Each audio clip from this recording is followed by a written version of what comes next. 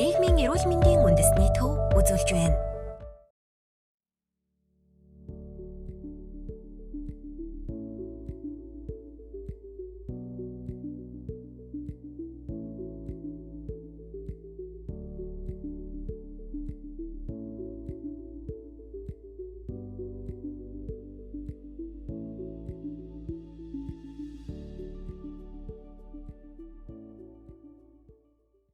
Сайн байцгаана уу? Та бүхэнд өнөөдөр насны эрүүл хоолтын талаар зөвлөгөө өгөхөөр бэлдлээ. Ер нь манай Монгол улсад бол эрэгтэй 60 наснаас дээш, эмэгтэй 55 наснаас дээш хүмүүсийг бол настан гэж албан ёсоор ангилж үздэг.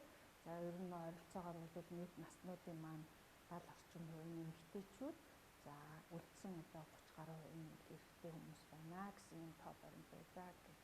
Ер нь насны эрүүл хоолт гэж ярихаас өмнө ер нь насжилттай холбоотойгоор ямар өөрчлөлтүүд хүний бие махбодод явагдсан бэ гэдэг юм бол хамгийн түрүүнд бол бодох зүйтэй байдаг. Тухайлбал хүн нас ахаад ирэхэд бол нурууны нугалмууд маань бол нугалмын жииргэвч маань нэмгэрч өндрөөсөө хүн бол өндрөөсөө багасдаг. Мөн нурууны нугалмад бол бүх их ийм өөрчлөлтүүд бол гардаг. Гэхдээ энэ маань бол ер нь бол насжилттай холбоотойгоор хүн бүхэнд үүсдэг ийм физиологийн хэвийн өөрчлөлтүүд байдаг. Мөн биеийн жингийн хувьд бол насжилттай холбоотойгоор биеийн жин буурах үзэгдэл бол байдаг. Гэхдээ хит их буурахгүй бол биеийн жин бага зэрэг буурах байдал бол үзэгдэж тохиолдож болдог. Мөн арьс сасчийн хувьд бол хуурайшдаг, уян хатан чанараа алддаг, арьс сулардаад гэдэг ийм өөрчлөлтүүд байж идэг. Хөлс мөн насжилттай холбоотойгоор хөлс тосны булчирхайн үйл ажиллагаа сулардаг. Мөн арьс салстын усан хангамж буурдаг. Үүнтэй холбоотойгоор бол арьс хуурайших, ус унах, бууралдах ийм шинжүүд илэрдэг. Мөн нүдэн дээр бол насжилттай холбоотойгоор ойрын хараа сулрах, нүдний болор бүдгших, сонсгол сулрах, мөн ой тогтоол буурах, сэтгэн бодох чадвар даашрах гэх мэт бол ийм шинжүүд бол илэрч болдог. Ер нь бол насжилтаас үүдэлтэй энэ шинжүүд маань бол ер нь бол хүний амьдралын хувьд нас ахаад ирэхэд тохиолддог физиологийн хэвийн өөрчлөлтүүд гэж үздэг. Энэ бол бүх хүнд тохиолддог. Наснууд маань дээрх нөгөө физиологийн хэвийн өөрчлөлтөөс гадна бол манай Монгол улсын наснууд маань бол янз бүрийн өвчтөй, дийлэнх хувь нь бол артери цусны даралт ихсэх өвчтөй, зүрх судасны өвчтөй ийм байдаг. Түүнээс гадна бол наснуудад бол сэтгэл зүйн хувьд бол бас эмгэг өөрчлөлтүүд, мөн нийгмийн зүгээс гарах өөрчлөлтүүд бол бас тохиолддог. Мөн насжилттай холбоотойгоор бол шүд цөөрдөг, шүд мохдог, мөн нойр булчирхай, ходоодн дээр бол шүүрэл ялгаралт бол буурч ирдэг. Тухайлбал ходоодны сас бүрхэгч нь хатангаршаад нэмгэрч ирдэг. Ходоодны хүчлэг чанар маань буурдаг. Яагаад юм бэ гэвэл ходоодны сас бүрхэгч маань өөрөө хатангаршаад хүчил ялгаруулах чадвар нь буурдаг. Мөн ходоодны хоол боловсруулах фермент болох пепсины ялгарал бол багасч ирдэг. Нойр булчирхайгаас бол хоол боловсруулалтанд оролцдог 3 төрлийн фермент. Энэ маань бол уургийг задлдаг, өөх тосыг задлдаг, нүүрс усыг задлдаг энэ ферментүүд ялгардаг. Энэ эдгээр насжилттай холбоотойгоор эдгээр ферментүүдийн маань ялгарал бол буурдаг байна.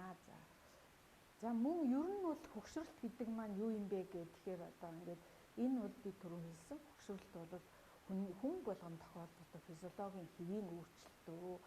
Энэ маань бол хөгшрөөд ирэхэд бол нас ахихад бол хүний эргэтэн, эд, эсийн дотоод нөөц аажмаар буурдаг. Энэ физиологийн хэвийн өөрчлөлт байдаг. Хүн хөгшрлөө гэд нас ахлаа гэд бол эрүүл идэвхтэй амьдралаа хадгалахыг эрмэлзэх ёстой. Тэгээд эрүүл насжилт гэдэг маань бол бие махбодын хувьд, сэтгэл зүйн хувьд, нийгмийн хувьд бол сайн сайхан байдлаа хадгалахыг бол эрүүл насжилт гэж ойлгож болдог. Хүний эрүүл насжилтад юу хэрэгтэй байд юм бэхээр бол гэр бүлийн орчин заашгүй шаардлагатай байдаг. Идэвхтэй оролцоо чухал байдаг. Одоо наснуудын зүгээс өөрөө идэвхтэй оролцох ёстой. Энэ маань бол юунд идэвхтэй оролцох вэ гэвэл гэр бүлийнхээ амьдралдаа, нийгмийн амьдралдаа идэвхтэй оролцох ёстой. За мөн эрүүл хооллох ёстой гэж үүдэг. За тэгээд одоо эрүүл байхын тулд эрүүл хооллохын зэрэгцээ идэвхтэй хөдөлгөөнтэй байхыг бол эрхэмлэх ёстой гэсэн юм байна гэдэг юм. За эрүүл насжилт гэдэг маань юу вэ гэхээр гэр бүл хамгийн нэн тэргуунд бол одоо би тэтгэвртэй суулаа гэдэг одоо гэртээ байх биш, нийгмийн амьдралд оролцохгүй, гэр бүлийн амьдралд оролцохгүй байх бол одоо хөшрөлтөд бол илүү сөргөөр нөлөөлдөг. Тийм болохоор гэр бүлийн амьдралдаа ч тэр нийгмийн амьдралдаа ч тэр урьдын адил одоо ажил эрхэж байх үеийнхтэйгээ ижил идэвхтэй оролцохыг хичээх ёстой. Ер нь бол ажиллаж байхдаа одоо тийм ээ хөдөлмөрлөж байхдаа өөртөө одоо хөвссөн тэр амьдралынхаа дадал хөвшлийг яг тэр хэвээр нь өргөжлүүлж авах ёстой. Одоо би тэтгэвртэй гарлаа гэдэг өглөө босохгүй орой унтдаг ийм байдлаар үштэй өглөө яг одоо ажиллаа хийж байхдаа өглөө хэдэн цагт босдог байсан. Тэр амьдралынхаа дадал хөвшлийг хэвээр хадгалах ёстой. Дээр нь илүү их цагтаа болсон болохоор байгальтай ойр байхыг хичээх ёстой. Хөдөө явах, аял цугаалах, цусндаа гарах, жимс дүүх илүү их цаг завтай болсон учраас жимс дүүх, цэцэг ногоо тарих гэдэг ийм идэвхтэй амьдралаар одоо амьдрах илүү их идэвхтэй байх ёстой байдаг. За мөн одоо бас нэг насны хувьд бол сэтгэл зүйн одоо энэ өөрчлөлтөөс сэргийлэхийн тулд ганцаараа байх ёсгүй. Заавалчгүй одоо гэр бүлийнхэнтэйгээ ганцаардахгүй байхад бол илүү их анхаарах ёстой. Одоо амралт цуйлалд явах, ач зээгээ харах, ном унших тийм ээ, ач зээтэйгээ хамт шүлэг цээжлэх гэх мэт одоо ой ухаанаа дасгалжуулах энэ ажлуудыг бол байнга байх ёстой. Байнга хийж явах ёстой. Энэ нь бол наснуудын хувьд бол тархиа хөгшрүүлэхгүй байх, сэтгэн бодох чадвараа одоо залуу байсан шиг илүү их идэвхтэй хадгалахад бол тустай байдаг гэдэг юм бол олон судлаачид бол тэмдэглэсэн байдаг. За хөдөлгөөн эрүүл мэндэд бол чухал ач холбогдолтой. Настан хүн бол спортын хүн дасгалаар хичээлэхгүй маа гэхэд идэвхтэй хөдөлгөөнийг өдөр болгон алхдаг, өдөр болгон өөртөө тохирсон дасгал хийдэг байх ёстой гэд өдөрт дунджаар 30 минут агаар салхинд гарч алхаж явах ёстой байдаг, дасгал хийж явах ёстой байдаг. За хорт зуршлаас бол зайлсхийх шаардлагатай байдаг гэх. За настан хүн яаж эрүүл хооллох юм бэ гэдэг насны эрүүл хооллолтын гэр зөвлөмж гэж байдаг.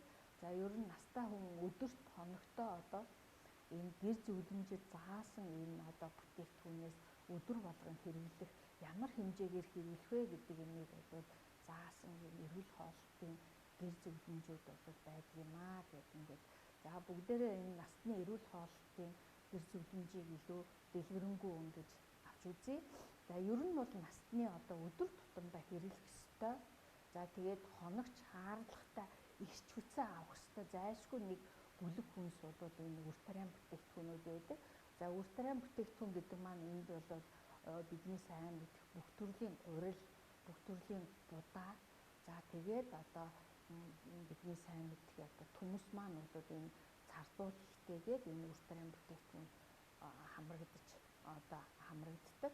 За тэгэхээр бол ер нь бол настан хүн одоо эрүүл хооллохын тулд өдөрт бол үр тариа төрөл бүрийн гурил будаа төмсийг бол өдөрт 9 нэгж, эрэгтэй бол 9 нэгж, эмэгтэй бол 8 нэгжийг хэрэглээ гэж зөвлөдөг. За гэхдээ 9 нэгж, 8 нэгж гэдэг маань ер нь юу гэсэн үг юм бэ гэхээр хэрцэн гурил. За жишээлбэл бидний монголчуудын сайн мэддэг уламжлалт одоо цувин гэж хоол байдаг. За энэ маань бол дийлэн хэсэг маань гурил байдаг. Гэтэл цувин гэж үзэхэд бол нэг аягыг өдөрт одоо цувин одоо тийм ээ аяг нь 200 мл-ийн багтаамжтай ийм аягаар нэг одоо цувин идлээ гэхэд бол гурилныхаа нэг нэгжийг идэж байна гэж ингэ тооцох хэрэгтэй. За мөн гойронтой хуурга гэхэд нэг аяг бол нэг 2 нэгж болох жишээтэй. За жигэнсэн будаа тийм ээ жигэн будаатаа хуурга идлээ гэхэд жигэнсэн будаа бол нэг аяг нь 2 нэгж гэх жишээтэй. Ингээд тоолоход бол хэрвээ та эмэгтэй бол 8 нэгжийг за тэгээд эрэгтэй бол 9 нэгжийг хэрэглэнэ гэж жишээлбэл гэрийн боов гэхэд 2 ширхтэн боов идлээ гэж үзэхэд би бол 1 нэгж боовоо хэрэглэлээ гэж ингэж тооцох жишээтэй гэж байж байгаа. За гэхдээ гурилан бүтээгдэхүүн дээр насны үед бол илүү анхаарч илүүтэй түлхүү хэрэглэхийг зөвлөдөг одоо зарим төрлийн хүнснүүд байна. За энэ дээр бол гурил гэхэд бол хэд цагаан биш, ялангуяа бүхэл өөрийн гурил, 2 дугаар гурил, за мөн одоо монголчуудын удамшлт хүнс болох арваан гурилыг хэрэглэх нь бол насны бие махбодод бол илүү их тохиромжтой байдаг. За будаанаас гэж үзэхэд бол шар будаа, хөц будаа, бор будаа, гурвалжин будааг бол илүү сонгож хэрэглүүл илүү эрүүл сонголт болдог. Яагаад гэх юм бол насны хувьд бол хотоод эзний гөрүүлзэх хөдөлгөөн бол удаашрдаг. За мөн боловсруулах чадвар маань суларсан байдаг. Энэ тохиолдолд бол эслэгээр баялаг ийм бүтээгдэхүүнийг илүү сонгож хэрэглэхийг зөвлөдөг. Талхны хувьд хэд хөх тарианы талах, бүхэл үрийн талах, за өглөөний цайндаа гэхэд бол оёосны чанмал, эрдэнэ шишийн нэвс гэх мэт бол эслэгээр баялаг тийм бүтээгдэхүүнүүдийг илүү сонгохыг бол зөвлөдгөө гэж.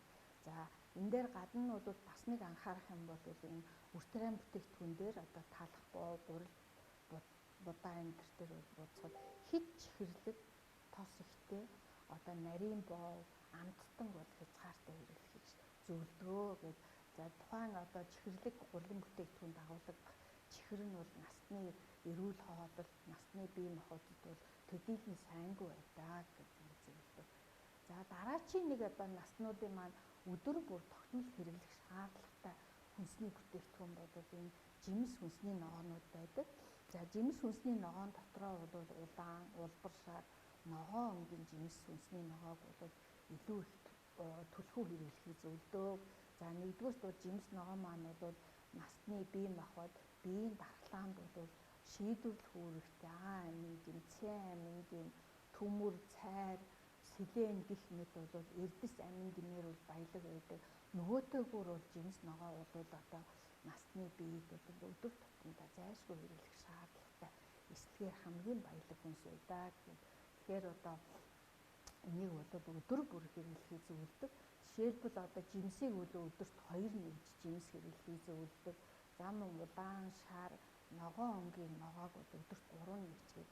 За 2 нэгж 3 нэгж гэдэг маань юу вэ гэхээр бол жишээлбэл одоо дунд зэргийн хэмжээтэй нэг алим, эсвэл бол гадил, эсвэл лир ч юм уу, жүрж гээд нэг ширхгийг идлээ гэхэд бол та бол өдрийнхөө одоо зөвлөмж хэмжээ буюу 2 нэгж жимсээ бол идэж байна гэж. За мөн насны үед бол тоор, киви, за мандарин гэдэг энэ жимсүүдийг бол нэг ширхгийг идэх юм бол нэг нэгж жимс идчихлээ гэж ингэж өөртөө бол дүгнж болно. За мөн одоо уламжлалт бидний сайн мэддэг жимсгэн, анис, нэрс, чацарган гэх мэт энэ жимс бол тал аягна гэхэд бол нэг нэгж болох юм байна гэд. Та бол тал аяг одоо нэрс идлээ гэхэд бол өдөртөө хэрэглэх шаардлагатай жимсгийнхаа талыг нь хэрэглээ гэж өөртөө дүгнэх хэрэгтэй байна. За мөн бол шинээр шахсан жимсний шүүс бол одоо тал аяг нь бол нэг нэгж болох жишээтэй гэдэг ингээд. За одоо нөгөө түүхий хэрцэн ногоо жишээлбэл байцаа, брокколи ч юм уу, салаад навч бол нэг аяг нь бол нэг нэгж болох жишээтэй. Ингээд ийм байдлаар бол өөрийнхөө өдөртөө хэрэглэх жимс ногоогоо одоо ингээд хянаад одоо зохистой хэмжээгээр хэрэглэх боломжтой байдаг. Ер нь бол наснуудын хувьд бол жимс ногоог бол заавалчгүй 5 нэгж биш тийм ээ, доод хэмжээ нь 5 нэгж байдаг. А дээдл нь бол хэдийн хэмжээгээр та одоо өөрөө хэрэглэх дуртай бол одоо дээшгээ хэдийн хэмжээгээр ч хэрэглэсэн болно.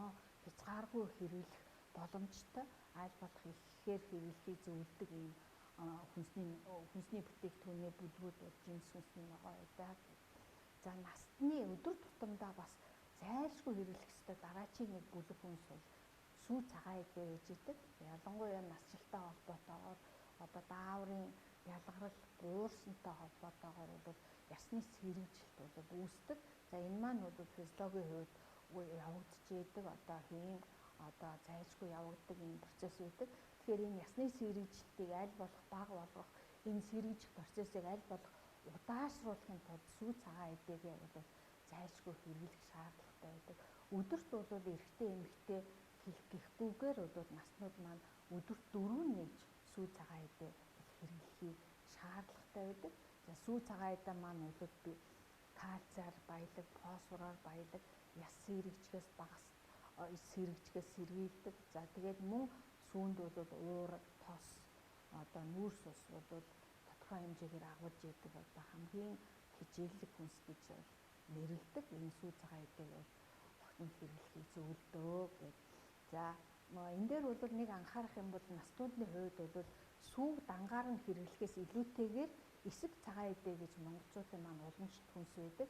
Тараг, хоормог, аарц хэлбэрээр за тэгээ бяслаг, ээзгий, ааруул энийгээр хэрэглэх нь бол шингэцэн илүү хялбар байдаг. Яагаад гэвэл насны хувьд бол ходоодны хүчлэг чанар буурдаг. Тийм болохоор бол эсэг цагаан эдээ маань бол одоо насны ходоод эзэн дор шингэтгэд бол илүү хялбар байдаг. Энэ болохоор бол өдөр бүр аарц, ааруул, хоормгийг бол илүүтэй сонгож хэрэглэх нь бол илүү одоо хялбар байдаг. Жишээлбэл нэг аяг тараг одоо 250 мл нэг аяг тараг уулаа гэж та үзэх юм бол одоо 2 нэгж сүү цагаан эдээг хэрэгжилчтэй гэдэг үгсийг. За мөн аарц гэж тэгэхэд хоёр хоолны халбаг буюу одоо нөгөө том халбаг гэсэн үг шүү дээ, тийм ээ. Энэгээр бол нэг хоёр хоолны халбаг аарц идлээ гэхэд бол нэг нэгж сүү цагаан эдээ болох жишээтэй. Ээзгий, ааруул, бяслаг гэж тэгэхэд нийцсэн бяслаг идлээ гэхэд бол нэг нэгж цагаан эдээ болно гэж үзэхэд. Тэгэхээр бол хоногт бол 4 нийт сүү цагаан эдээ хэрэглэхэд бол одоо хэрэглэх юм бол доотлон шүү дээ. Энэ бол насны өдөр тутамдаа зайлшгүй хэрэглэх ёстой бүтээгдэхүүн байна гэж үздэг. За дараачийн юм бол насны үед бол мах зайлшгүй хэрэглэх ёстой. Энэ дээр бол төрөл бүрийн одоо мал амтны гаралтай махан бүтээгдэхүүнүүд байж идэг. За энэ дээр бол мах маань өөрөө бол уургаар баялаг, төмөр, цайраар баялаг монголчуудын маань уламжлалт хүнс байдаг. Гэхдээ насны үед бол залуу цаг гэх шигээ одоо махыг бол их хэмжээгээр хэрэглэхэд бол боловсруулах, шингээх, шимэгдүүлэх чадвар буурсан байдаг учраас бол махан бүтээгдэхүүн дээр бол бас зарим хязгаарлалтуудыг шаардлагатай байдаг. Нэгдүгээрт нь бол насны үед бол зүр судасны өвчин, судасны хатуурлаас сэргийлэхийн тулд бол өөх ихтэй таран махны хэрэглээг хязгаарлах шаардлагатай байдаг. За мал амтны гаралтай өөх тос маань бол судасны хатуурлыг бол үүсгэдэг. Үгүй бол үүссэн тохиолдолд бол энэ үйл явцыг бол улам гүнзгийрүүлдэг. Гэхдээ бол өөх тосыг бол огт хориглохгүй тодорхой хэмжээгээр бол хэрэглэнэ. Хэрэглэхдээ бол эрүүл өөх тосны төрлийг сонгож хэрэглэнэ гэдэг. За ялангуяа мал амтны гаралтай тосны хэрэглээг бол хязгаарлах ёстой. Малын бараан мах. За энийг бол хэрэглэнэ. За мөн дахиад шувууны махыг бол хэрэглэхдээ заавчгүй энэ хальсыг нь авсан, хальсгүй ийм одоо махыг бол хэрэглэхийг зөвлөдөг. Эндээ яагаад вэ гэвэл дахиад шувууны махны одоо ихэнх одоо өөх тос нь бол яг хальсан доор байдаг учраас бол хальсыг нь авч цэвэрлсэн ийм дахиад шувууны мах хэрэглэнэ гэд. За мөн одоо дахианы мах болон загасны мах бол насны үед бол хоол боловсруулах замд бол түргэн боловсрч хурдан шимэгддэг гэдгээрээ бол наснуудын хувьд бол илүү тохиромжтой махан бүтээгдэхүүний төрөлд бол орж явдаг. Дээр нь бол загас маань бол өөрөө үл орлогдох тосны хүчлээр баялаг байдаг учраас бол судасны хатуурал, зүр судасны өвчнөөс, бусад өвчнөөс сэргийлэхэд бол бас өдөр бүр одоо хэрэглүү зохих юм хүнс байд юм аа гэж. За мөн одоо наснуудын хувьд бол урамлын гаралтай одоо уургаар баялаг, зарим төрөл мандуу, шош, шар буурцаг буюу одоо бидний сайн мэдэх юм дүүфүү гэж ярьдаг. Эднэрийг бол хоногтоо бол тодорхой хэмжээгээр бол хэрэглэхийг зөвлөдөө гэд. За энэ дээр бол одоо махны хэрэглээн дээр бол шингэц удаашрдаг учраас бол нэг удаадаа хэрэглэж байгаа махан бүтээгдэхүүнийхээ хэмжээгээ бол бууруулах ёстой. Нэг удаадаа ойролцоогоор бол нэг 40-с 50 г махтай хоол хэрэглэнэ гэсэн үг. Хэрвээ дахианы мах бол 60 г гэх жишээтэй ингээд ийм махыг бол ингэ хэрэглэнэ гэд. Өдөрт бол өндгийг хэрэглэдэг бол өдөрт нэг ширхгээс илүү хэрэглэхгүй байвал одоо илүү дээр байдаг. Яагаад вэ гэвэл өндөгний шар уураг маань бол одоо холестерин бол нэлээх агуулдаг учраас наснуудын хувьд бол өдөрт одоо тийм ихээр хэрэглэх нь бол төдийлөн тохиромжтой бус гэж зөвлөдөг гэх. За наснуудын хувьд бол одоо хязгаартай хэрэглэх нэг хоёр төрлийн одоо хүнс байдаг. Энэ маань нэгдүгээр нь өөх тос байдаг. За энэ дээр өөх тосон дээр бол мал амьтны өөх гаралтай өөх тосыг бол хязгаартай хэрэглэнэ. Харин одоо эрүүл мэндэд тустай одоо тосуудыг бол илүү сонгож хоол хүнсэндээ хэрэглэхийг зөвлөдөг. Тухайлбал одоо эрүүл мэндэд тустай, за тэгээд эрүүл мэндэд одоо хор хохирол учруулахгүй ийм тоснууд бол нөгөө оливын тос буюу чэдүүн жимсний тос, гүнждийн тос, за мөн одоо манай худалдаанд бол нэлээд их болсон энэ рапсын тосууд бол харьцангуй эрүүл тос гэж одоо нэрлэгддэг. Тийм болохоор бол энэ одоо эрүүл мэндэд хор хөнөөл багтаа ийм тосыг бол илүү төлхөө сонгож хэрэглэхийг зөвлөдөг. За ер нь бол насны хоногт хэрэглүүл зохих тосны нийт хэмжээ маань бол нэг 2 цайны халбаг гэж байдаг. Жижиг 5 г нийтдээ бол нэг 10 мл тос бол хоногийн хэрэглэх дээд хэмжээ маань бол 10 г байдаг. За цэцгийн тос буюу одоо бидний сайн мэддэг маск гэж нэрлэдэг. Энэ маань бол нэг 2 цайны халбаг буюу 10 г тосыг бол илүү их хэрэглэнэ гэдэг. За мөн шар тос, өрөм эднэрийг бол хэрэглэж болно. Хэрэглэх хэмжээ маань бол 10 г-аас итэхгүй байх нэ гэж одоо ойлгох зүйтэй байна гэх. За мөн давсны хэрэглээг хязгаарлах ёстой. За энэ давсыг бол хоногт 5 г-аас багагүй хэмжээгээр хэрэглэх шаардлагатай байдаг. За давсныхаа хэмжээг бол бууруулахын тулд бол ер нь бол наснууд маань бол давсгүй цай ууж хэвших ёстой. За тэгээд давс ихтэй боловсруулсан хүнс хэрэглэхгүй байх ёстой. За энд маань юу орж ийнэ гэхээр нөгөө хям, зайдас, утсан мах, загас, давсалсан, нөөшилсөн ногоо, за бэлэн хоол гэх мэт ерөөсөө үйлдвэрийн аргаар боловсруулсан ийм бүтээгдэхүүнүүдийг хэрэглэхгүйгээр арай шинэ бүтээгдэхүүнийг сонгож хэрэглэх ёстой гэдэг. За нөгөөтэйгөр бол бас давс их агуулдаг энэ хоол амтлагчдыг хэрэглэхгүй байх нь бол илүү наснуудын хувьд одоо эрүүл мэндэд нь илүү тустай гэж. За чихрийн хэрэглээн дээр бол бас наснууд маань хязгаарлах ёстой. Өдөрт ер нь 25 г-аас ихгүй хэмжээгээр чихэр хэрэглэхийг зөвлөдөг. За энэ маань одоо энийг юу гэж ойлгоно вэ гэхээр нэг одоо жижигхэн цайны халбаг маань бол 5 г байдаг. Тэгэхээр одоо чихэртэй цай, кофе уулаа гэхэд бол одоо өдөртөө нэг 2 удаа уугаад мөн зүгээр одоо худалдаанд байдаг бэлэн чихэр гэхэд одоо шоколад чихэр гэхэд бол одоо нэг ширхэг одоо чихэргээл үзэхэд бол нэг ойролцоогоор 20 г байдаг. Тэгэхээр өдөртөө бол нэг чихэртэй цай болон чихэр хэрэглэхэд бол нэгээс илүү хэрэглэхгүй нэ гэж ойлгох хэрэгтэй байдаг. Ер нь бол яагаад чихрийн хэмжээг бол энд хязгаарлахыг илүү их зөвлөдөг вэ гэвэл нэгдүгээрт нь бол чихэрлэг бүтээгдэхүүнийг илүү их хэрэглэх нь бол жин нэмэх, зүрх судасны өвчин, харвал, чихрийн шижин, за мөн дээр нь одоо наснуудын хувьд бол нэлээд төгөөмөл тоолдог энэ тулаан өвчнөр өвчлөх эрсдлүүдийг нэмэгдүүлдэг. За мөн чихэр их хэрэглэх нь бол дархлаа сулрах бас нэг шалтгаан болдог. Хавдраар өвчлөх эрсдлийг нэмэгдүүлдэг. За мөн одоо тархины сэтгэн бодох үйл ажиллагаанд хит их чихэр хэрэглэх нь бол одоо сөргөөр нөлөөлдөг гэсэн эрдэмтдийн судалгаанууд гарсан байд юм байна. За ийм учраас бол чихрийг бол одоо илүү одоо хязгаартай хэрэглэхийг зөвлөдөг гэж. Ингээд та бүхэндээ бол эрүүл хооллож, эрүүл урт наслахыг хүсэн өрөөё.